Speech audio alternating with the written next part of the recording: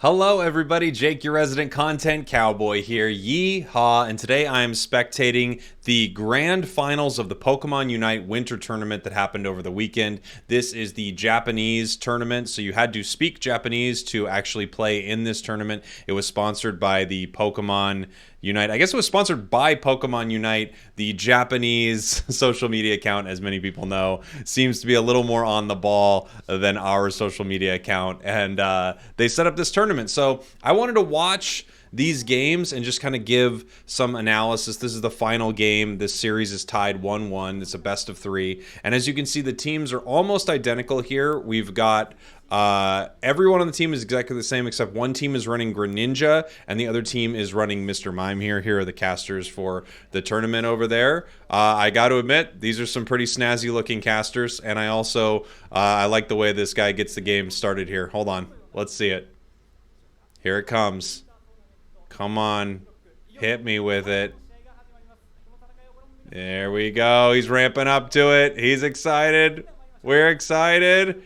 He's got a tiny mic. I've got a bigger mic. And go! Let's do it, dude. All right, so here we go. So what I wanted to do with this specifically is I really wanted to take a look at the difference in the meta between sort of a lot of the tournaments you're seeing in North America, EU, and the tournaments you're seeing here in Japan. Interestingly enough, when I casted a tournament for India, they actually were playing a very similar meta that I'm seeing in a lot of tournaments over here, but Japan is not.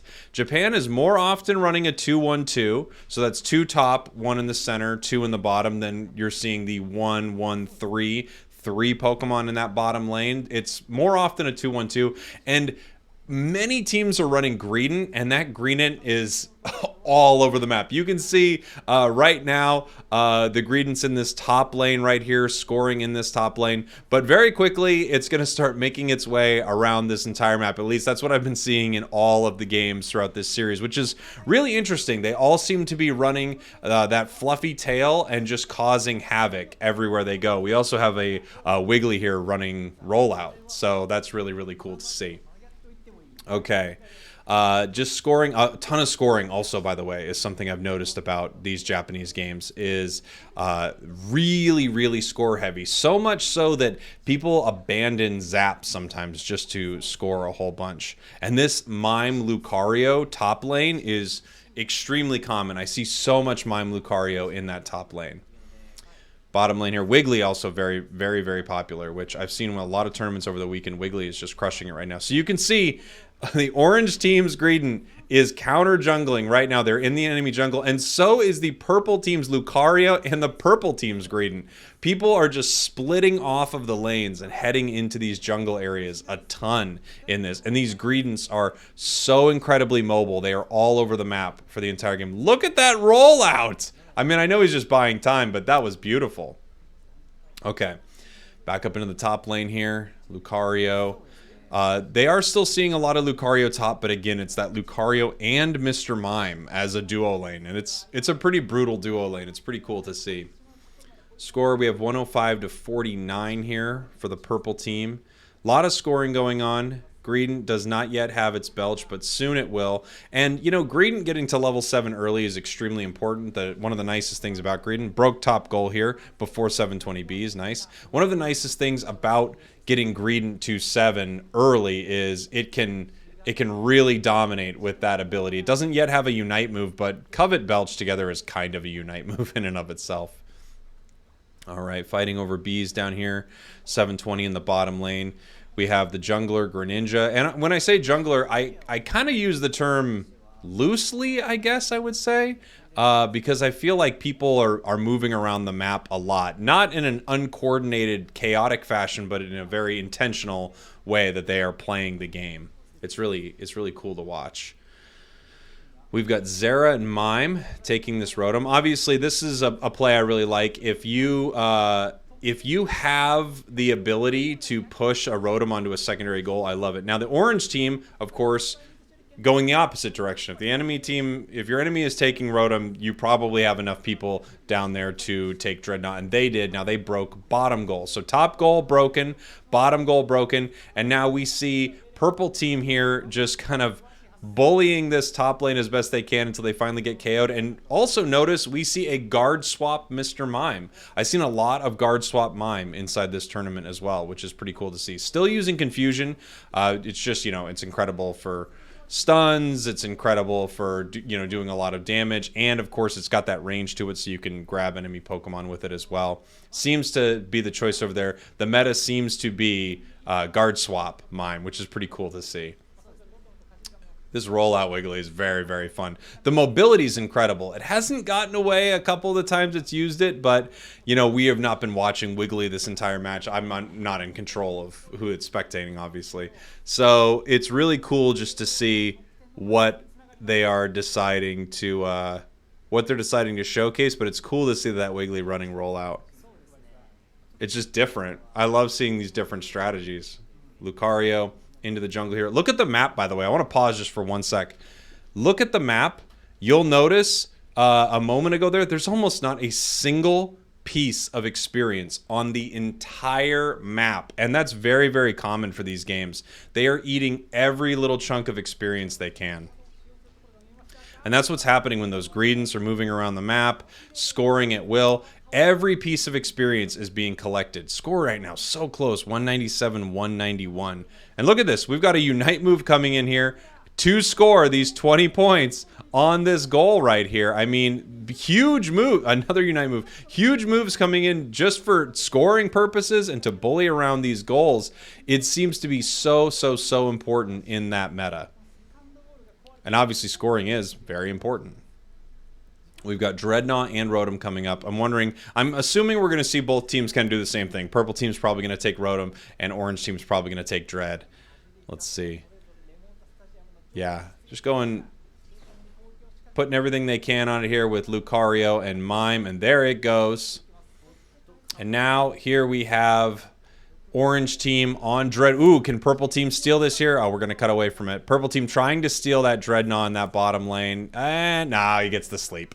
Gets the sleep on that Greedent, puts him to bed, takes that. But we do see top lane, they have pushed into their goal. Not only have they pushed and crushed that goal, they did it using Score Shields and Unite moves, so much so that Rotom did not even push into their goal. Now that Rotom is pushing towards the main base here, and you can see the Greedent's in the bottom lane just eating whatever experience he can. Lucario doing the same thing. People are backing now from this purple team here, and they are just going to farm experience all over the map. They're on their Stardew Valley kick right now. They're farming.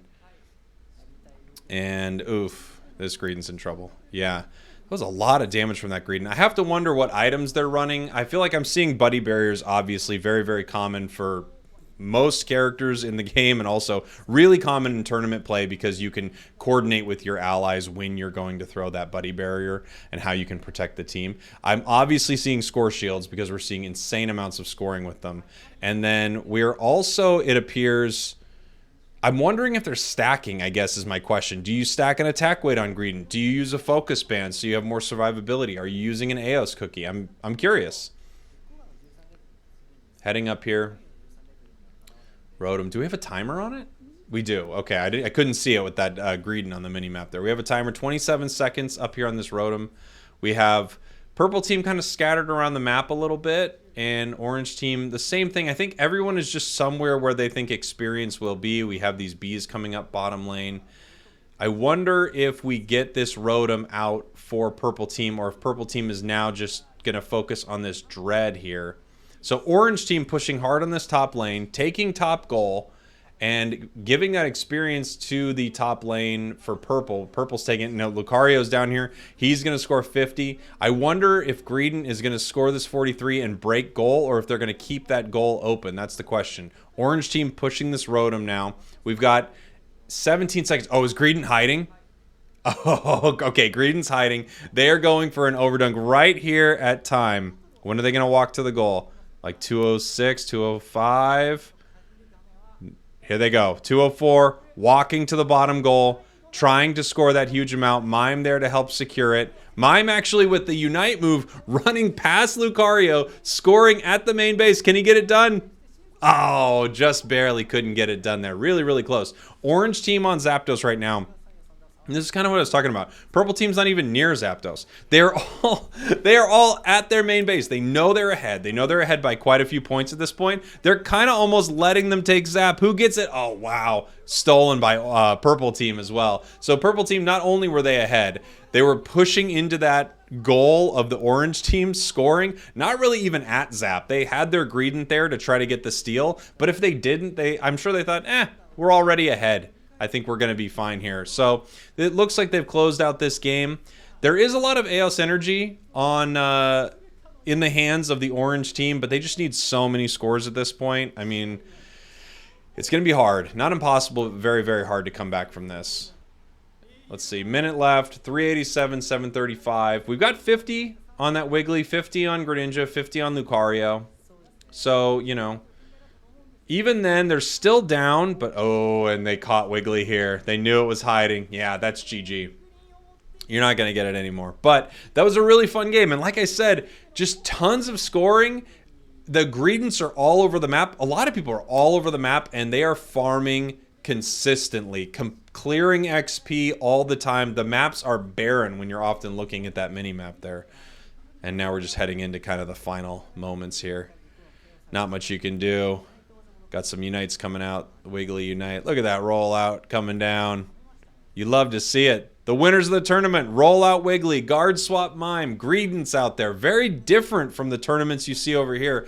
I'm so curious if we could get the best teams that we get to see often, you know, TTV, Bad Macro, Flipbird, stuff like that. If we could get the best teams like that and the best teams from over there onto a LAN setting, no lag, I really wonder what would happen. But I hope you enjoyed that. Thanks for watching. Thanks for listening, everybody. I'm going to be bringing you, obviously, tons more stuff, but I really wanted to check out the difference in the meta for those Japanese players. Goodbye. I love you. Mwah.